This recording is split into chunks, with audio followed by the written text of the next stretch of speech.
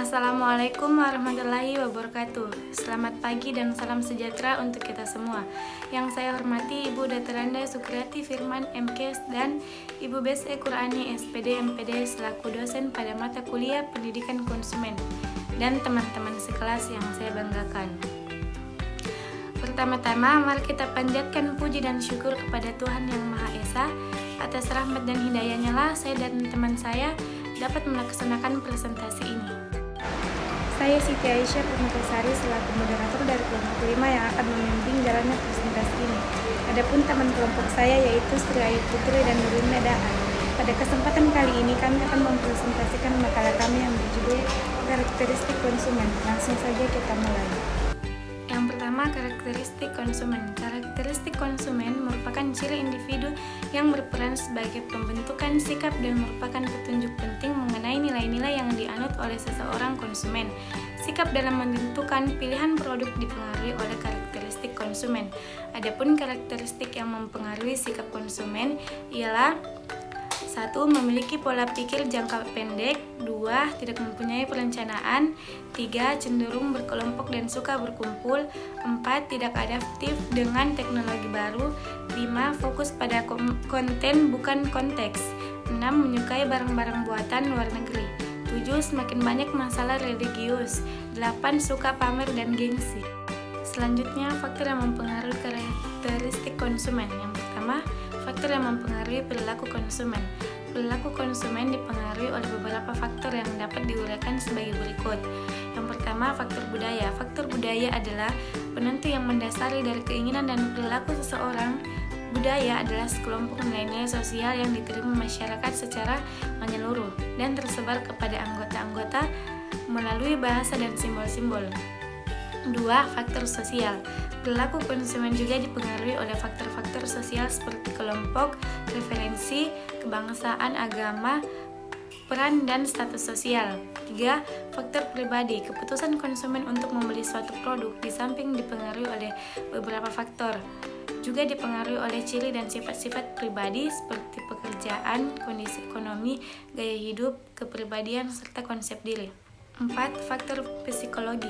Ketika seseorang membeli suatu produk, di dalam melakukan pembelian, ia dipengaruhi oleh faktor-faktor psikologis yang meliputi motivasi, persepsi, pembelajaran, kepercayaan, serta sikap.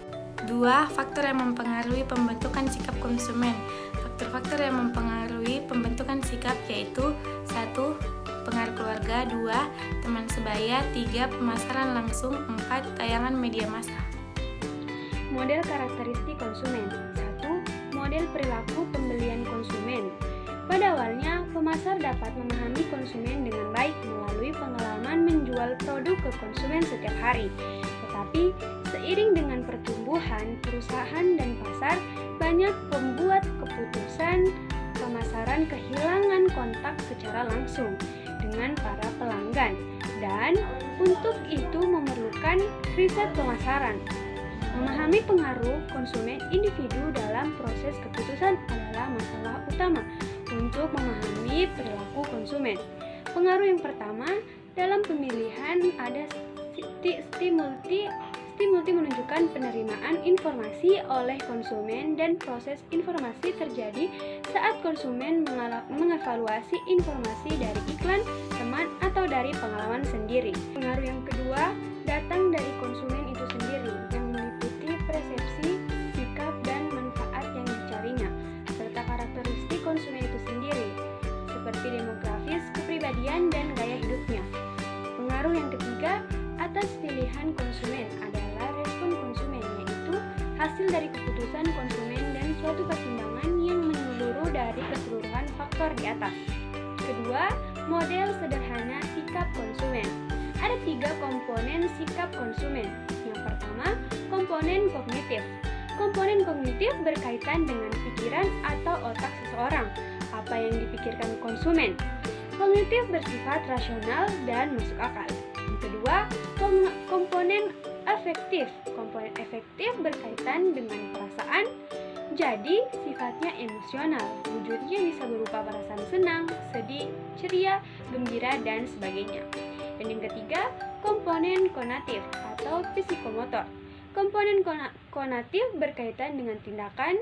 Wujud adalah keterampilan seseorang, misalnya keterampilan menyetir, olahraga, masak, dan lain-lain.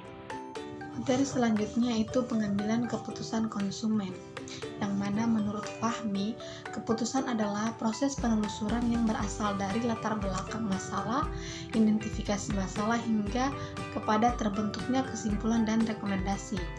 Rekomendasi itulah yang selanjutnya dipakai dan digunakan sebagai pedoman basis dalam pengambilan keputusan.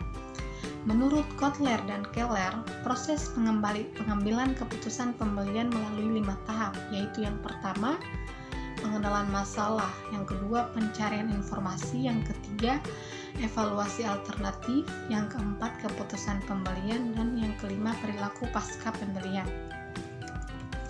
Sedangkan menurut Darmesta dan Handoko, setiap keputusan memiliki struktur yang terdiri dari 7 komponen. Komponen-komponen tersebut adalah sebagai berikut. Yang pertama, keputusan tentang jenis produk. Yang kedua, bentuk produk. 3, merek. Keempat, penjualnya. Kelima, jumlah produk. 6, waktu pembelian. Dan terakhir, cara pembayaran. Keputusan pembelian adalah hasil akhir dari pertimbangan-pertimbangan merek, harga, kualitas yang dilakukan konsumen dalam memilih barang atau jasa pada pembeli. Itulah tadi presentasi dari kelompok kami. Kurang dan lebihnya mohon dimaafkan. Wabillahi taufiq wal hidayah. Wassalamualaikum warahmatullahi wabarakatuh.